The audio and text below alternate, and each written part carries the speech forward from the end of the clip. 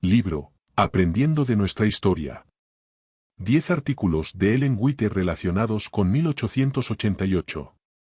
Capítulo 2. La necesidad de amor en la Iglesia, un llamado a oír el mensaje dirigido a la Odisea.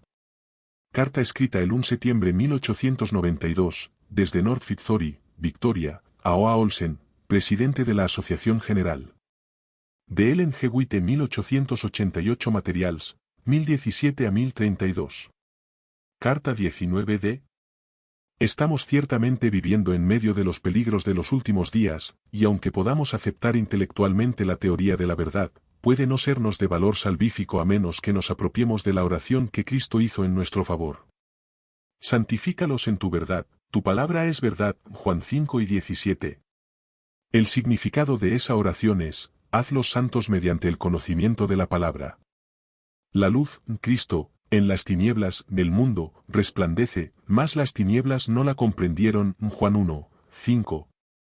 En lugar de dar la bienvenida a aquello que disipa las tinieblas, muchos no lo comprendieron ni lo recibieron. Son enviados pastores, lo mismo que fue enviado Juan, para dar testimonio de esa luz. La asignación del mensajero enviado por Dios no es dirigir las simpatías del pueblo hacia él mismo, sino apartar de sí mismo los afectos y simpatías para centrarlos en Cristo.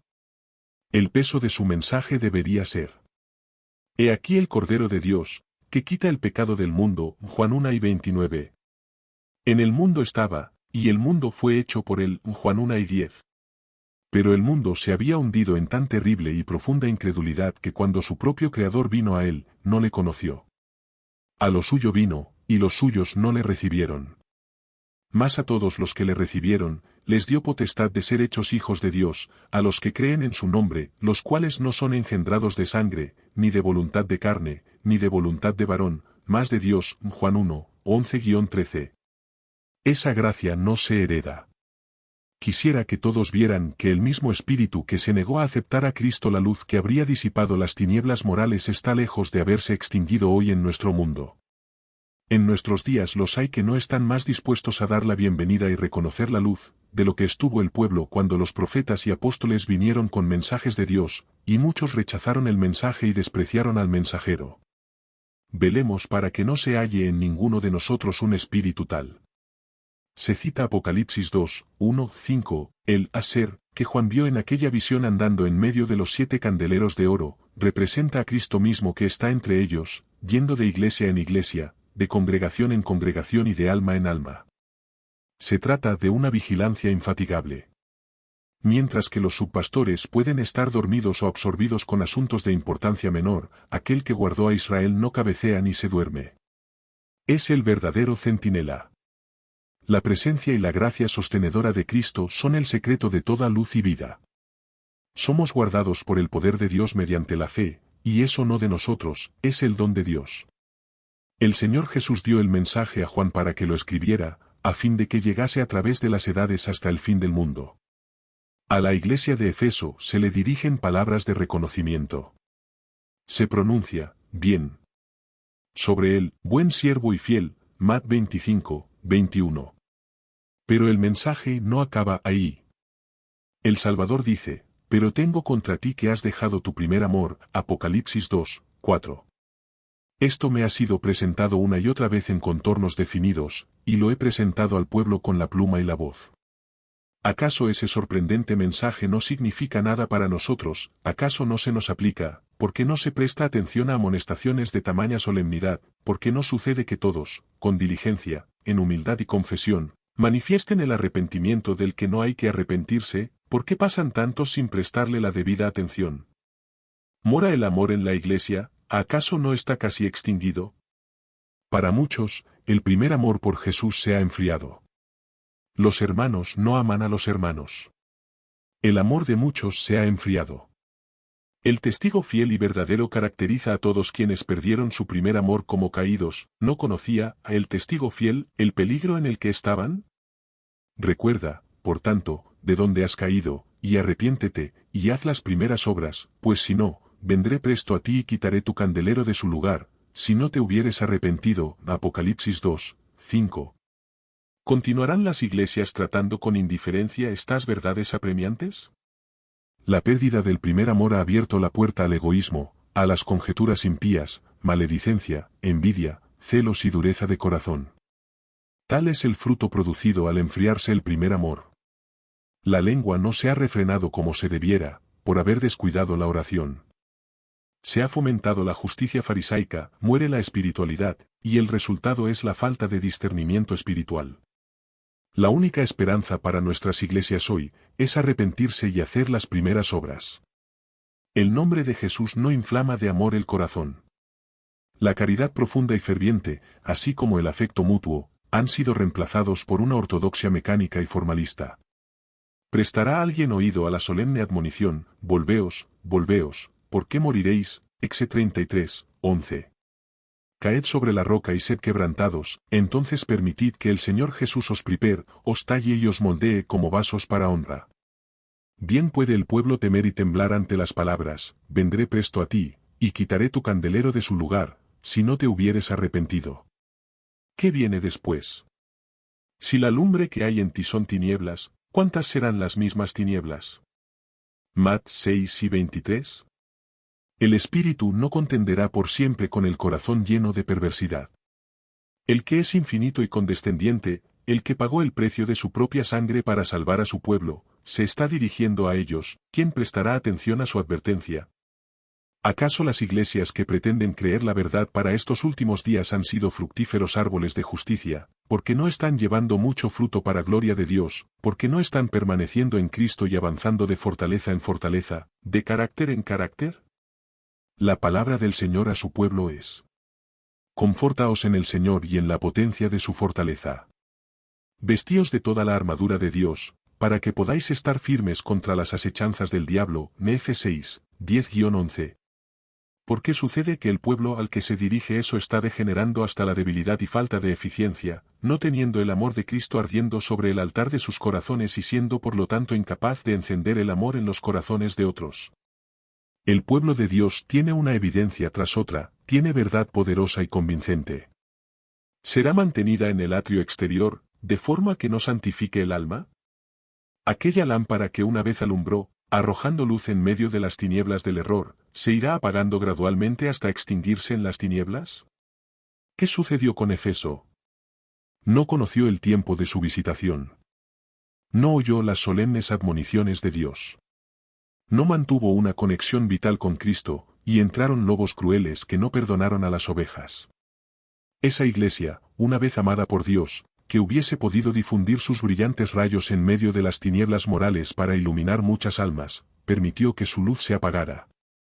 Uno de los grandes pecados que está actualmente extinguiendo la luz espiritual, es la falta de amor por Jesús y de unos por los otros.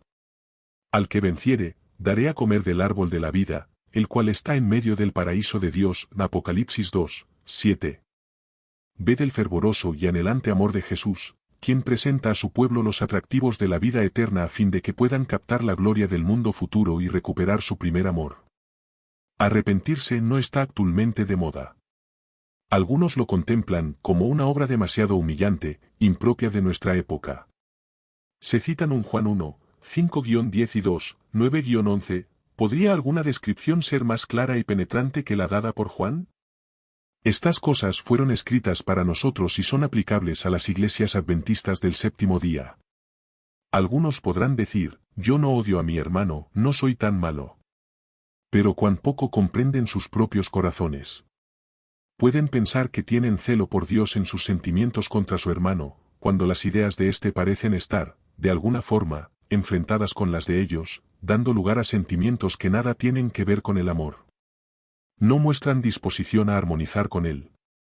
Y sea que manifiesten o no hostilidad contra el hermano, éste puede estar trayendo un mensaje de Dios al pueblo, precisamente la luz que hoy se necesita. Porque no consideráis, hermanos de tan preciosa fe, que en todas las épocas, cuando el Señor envió un mensaje especial a su pueblo, todos los poderes confederados del mal se pusieron a la obra a fin de evitar que la palabra de verdad llegase a aquellos que debían recibirla? Si Satanás puede impresionar la mente y agitar las pasiones de quienes pretenden creer la verdad, conduciéndolos así a unirse con las fuerzas del mal, se siente bien complacido. Una vez ha logrado que tomen posición del lado equivocado, tiene sus planes trazados para llevarlos a través de un largo viaje. mediante sus engañosos ardides hará que actúen según los mismos principios que adoptó en su deslealtad en el cielo. Dan un paso tras otro en el camino falso, hasta que parece no haber otra salida para ellos, excepto seguir insistiendo en lo mismo, pensando que es justa su amargura de sentimientos hacia sus hermanos. ¿Resistirá el mensajero del Señor la presión ejercida contra él? Si es así, es porque Dios le ordena mantenerse en la fuerza que le da, y vindicar la verdad que Dios le envió. Cuando los hombres oyen el mensaje del Señor, pero bajo la tentación permiten que el prejuicio cierre la mente y el oído a la recepción de la verdad, el enemigo tiene poder para presentar las cosas más preciosas en una luz distorsionada. Bajo la óptica del prejuicio y la pasión se sienten demasiado indignados como para investigar las escrituras con espíritu cristiano, y lo que hacen es repudiar del todo el asunto, debido a que se presentan puntos que no concuerdan con sus propias ideas. Cuando se presenta un nuevo punto de vista, frecuentemente se suscita la pregunta, ¿quiénes lo defienden? ¿Cuál es la posición de influencia del que habría de enseñarnos, a nosotros que hemos estado estudiando la Biblia por tantos años? Dios enviará sus palabras de advertencia por medio del que Él quiera enviar, y la cuestión a dilucidar no es la persona que trae el mensaje, eso no afecta de ninguna manera a la palabra pronunciada. Por sus frutos los conoceréis, Mat 7:16. Frecuentemente predica la verdad aquel que no ha experimentado el poder de ella, pero aún así, es la verdad, y es una bendición para aquellos que, movidos por el Espíritu de Dios, la aceptan.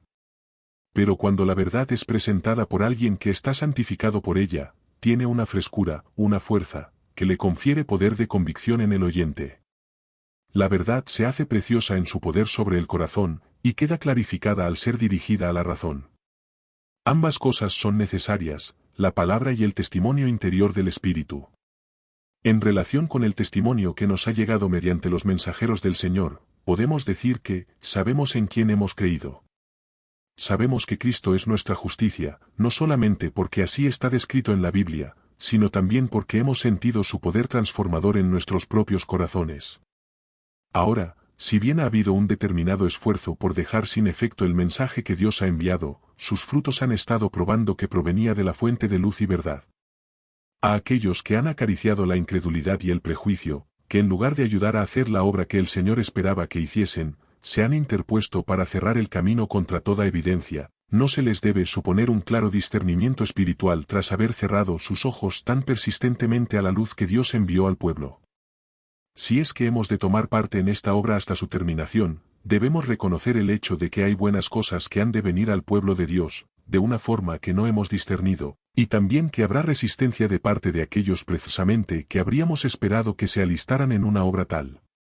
Uno que es sincero en el error, no está justificado en él, pues abrió su corazón a un tipo de evidencia que lo llevó a condenar lo recto, y lo cerró a otro tipo de evidencia que, de no haber acariciado el prejuicio, le habría llevado a ver y reconocer lo que es verdad.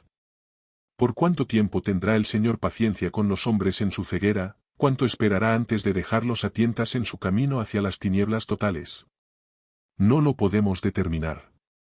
Si los mensajeros del Señor, tras haberse mantenido fielmente por la verdad por un tiempo, caen bajo la tentación y deshonran a aquel que les encomendó su obra, ¿probaría eso que el mensaje no era verdadero? No, porque la Biblia es verdadera. ¿A la ley y al testimonio? Si no dijeren conforme a esto, es porque no les ha amanecido. Nisa 8:20. El pecado por la parte del mensajero de Dios alegraría a Satanás, y quienes habían rechazado al mensajero y al mensaje triunfarían, pero eso de ningún modo dejaría sin culpa a los responsables de rechazar el mensaje de verdad enviado por Dios. Hay algo que acongoja mi alma, la gran carencia del amor de Dios, que se ha perdido por la continua resistencia a la luz y la verdad, y la influencia de aquellos que han estado implicados en la labor activa, quienes, ante una evidencia abrumadora, han ejercido su influencia para contrarrestar la obra del mensaje que Dios ha enviado. Les señalo a la nación judía y pregunto, ¿hemos de permitir que nuestros hermanos transiten por la misma senda de ciega resistencia, hasta el mismo fin del tiempo de gracia? Si es que un pueblo haya tenido jamás necesidad de centinelas fieles y verdaderos que no se desvíen del camino, que clamen día y noche, que alcen su voz como trompeta anunciando las advertencias que Dios ha dado, ese es el pueblo adventista del séptimo día. Quienes han tenido gran luz y benditas oportunidades, quienes, como Capernaum, han sido exaltados hasta el cielo en cuanto a privilegios, serán, por su negativa a mejorar, dejados en tinieblas proporcionales a la grandeza de la luz que se les dio. Quisiera suplicar a nuestros hermanos que se reunirán en la asamblea de la Asociación General que presten oído al mensaje dado a la Odisea, que condición de ceguera, la suya. Se os ha llamado la atención una y otra vez al tema, pero vuestra insatisfacción con vuestra condición espiritual no ha sido suficientemente profunda y dolorosa como para obrar una reforma. Tú dices, soy rico, y estoy enriquecido, y no tengo necesidad de ninguna cosa, y no conoces que tú eres un cuitado y miserable y pobre y ciego y desnudo. Apocalipsis 3 y 17. Sobre nuestras iglesias pesa la culpabilidad del autoengaño. La vida religiosa de muchos es una mentira. Jesús les ha presentado las preciosas joyas de la verdad, las riquezas de su gracia y salvación, las brillantes vestiduras blancas de su propia justicia, confeccionadas en el telar del cielo, que no contienen una sola hebra de invención humana. Jesús está llamando. Abrid la puerta del corazón y comprad de él el precioso tesoro celestial. ¿Caerán sus ruegos en oídos endurecidos, sino enteramente sordos? ¿Llamará Jesús en vano? Mirad que no desechéis al que habla. Hebreos 12 y 25. Si oís su voz y abrís la puerta, vendrá y cenará con vosotros, y vosotros con él. Responderéis, ven, bendito de Jehová, ¿por qué estás fuera? Génesis 12 y 31. Pregunto, ¿qué significa la disensión y la lucha entre nosotros? ¿Qué significa ese espíritu áspero, férreo, que se aprecia en nuestras iglesias e instituciones, y que es tan decididamente anticristiano?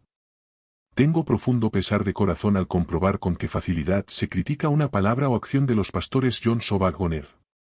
Que dispuestas están muchas mentes a ignorar todo el bien que hemos recibido a través de ellos en los años del pasado reciente, no apreciando la evidencia de cómo Dios está obrando a través de esos instrumentos.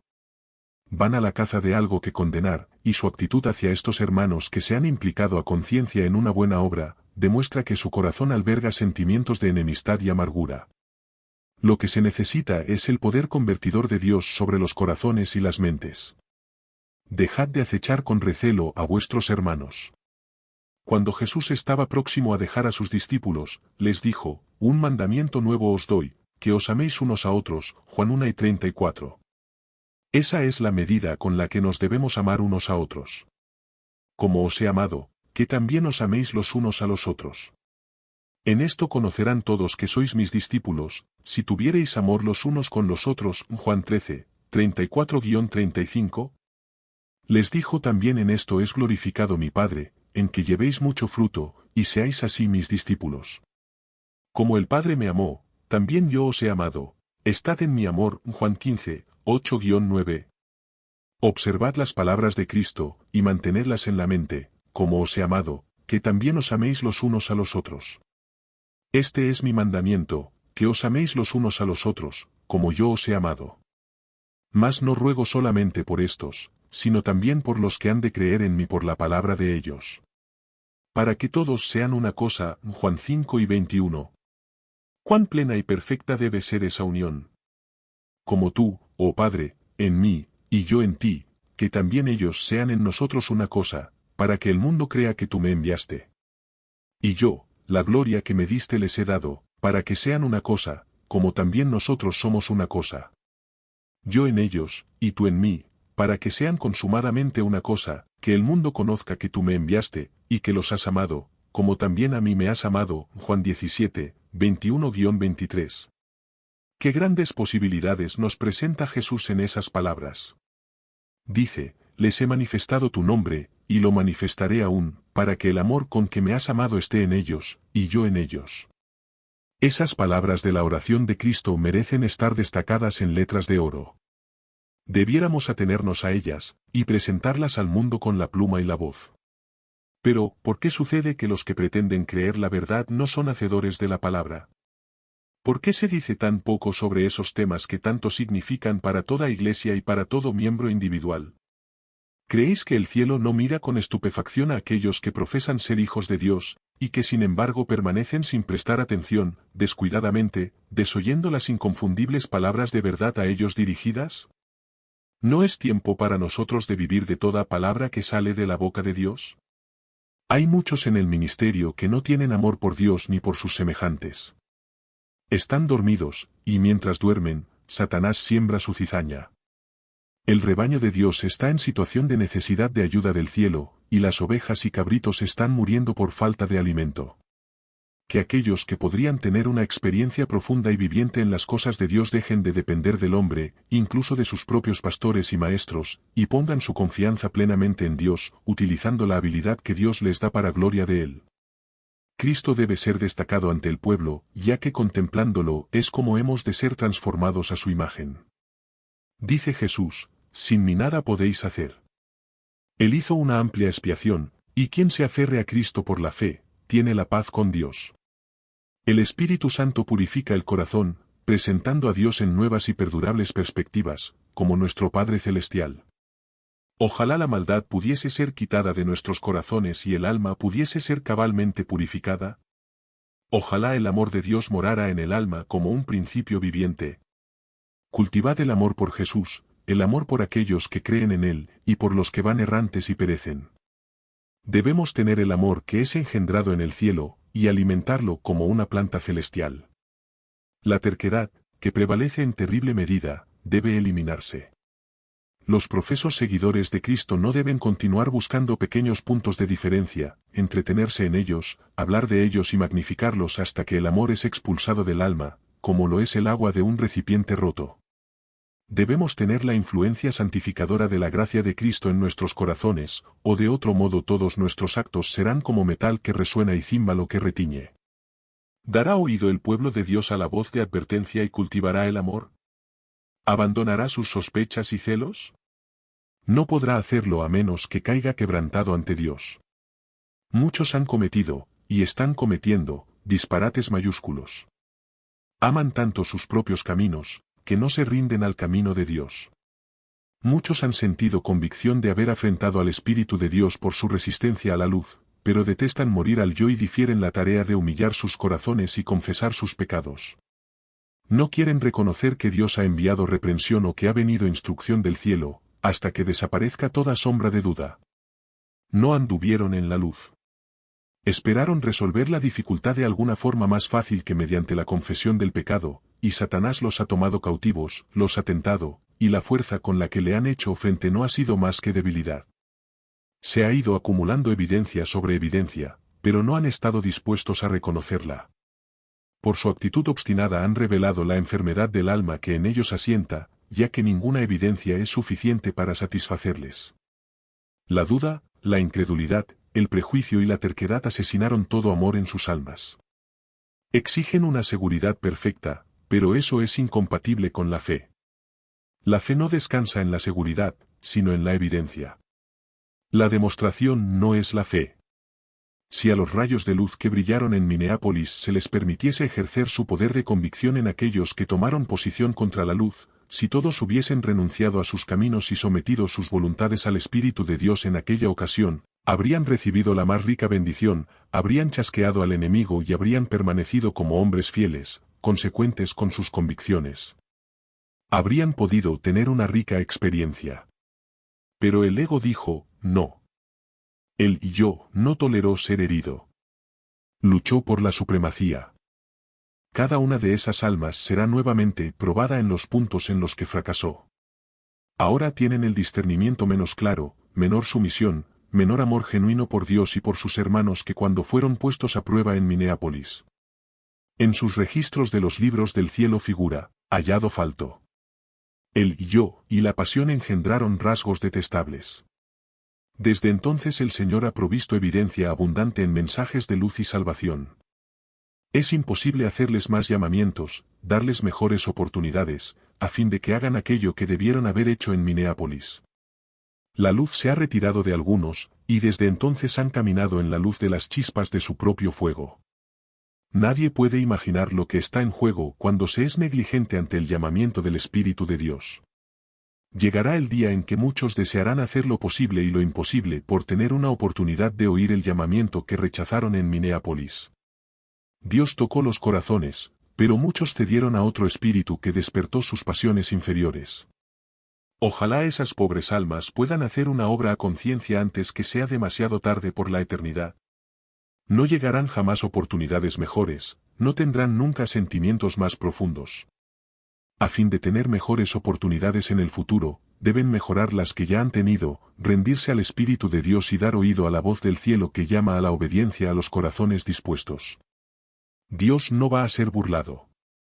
El pecado cometido en lo sucedido en Minneapolis permanece anotado en los registros de los libros del cielo ante los nombres de aquellos que resistieron la luz, y permanecerá ahí hasta que se haga confesión plena y los transgresores se pongan ante Dios en completa humildad.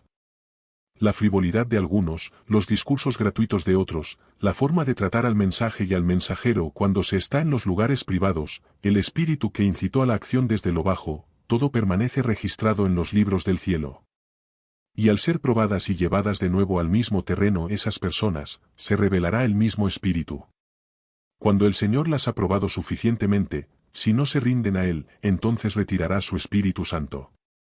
Que el Señor conceda que aquellos que están engañados hagan una obra a conciencia antes que termine el tiempo de gracia. Dios elige para llevar el mensaje al que Él dispone, y éste debe declarar el mensaje de Dios sin reservas. A Jonás le fue encomendado el anuncio de la destrucción de Nínive. Por un tiempo rehusó predicar las palabras que Dios le dio. Atemorizado y descontento con el mensaje terrible que se le había encomendado, se dio prisa a escapar del lugar al que se le envió. Fue un profeta desobediente, huyó del deber. Pero cuando Dios habla al hombre encargándole que lleve su mensaje al pueblo, es por algo. Aquellos a quienes se encarga llevar un mensaje deben avanzar, no importa los obstáculos amenazantes que se interpongan en el camino. Los que pretenden tener la verdad y sin embargo ponen todo obstáculo posible en el camino a fin de que la luz no llegue al pueblo, tendrán una cuenta que saldar con Dios que no les va a ser nada agradable afrontar. Dios dirige su propia obra, y ay de aquel que ponga su mano en el arca de Dios.